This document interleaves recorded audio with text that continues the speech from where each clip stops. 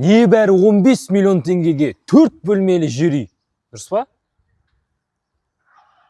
Болады, нормально. Бірақ негізі бүйтіп айту керек, қарсы. Шашма. Қара. Әрірек тұр. Бүйтіп айтасың, қара. Келесіде. Небәрі 15 миллион теңге 4 бөлмелі жер үй. Ойлашы, қарсы. Міне осылай ғой, көрдің ба? 4 бөлмелі дәу үлкен жер үй. Мына жазуды өшірсеңдерші, не жерде жазып қоймасыңдар. Так, мына жақта қасында сарайы бар, үйіміздің аула бетте көрінісі, полный стяжка, ар жағында бақша бар, бірден үйдің ішімен танысайық. Үйдің холлы, достар, залдың көлемімен бірдей, сенесіздер ме? Нағараңызда дәу үлкен осындай холл бар ғой үйде.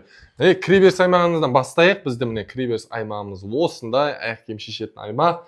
Сол оң жағымызда, то есть бізде осындай жуу аймағы бар, ванна және туалет, ал сол жағымызда қарама-қарсы бетте бізде ас бөлмесі орналасқан екен.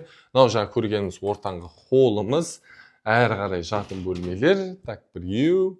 Мына жақ бөлігімізде бізде екінші жатын бөлме бар. Екеу және қонақ қабылдау бөлмесі, яғни зал. Достар, тамаша баға арзан жер үй іздеген танысыңызға жіберіп қойыңыз.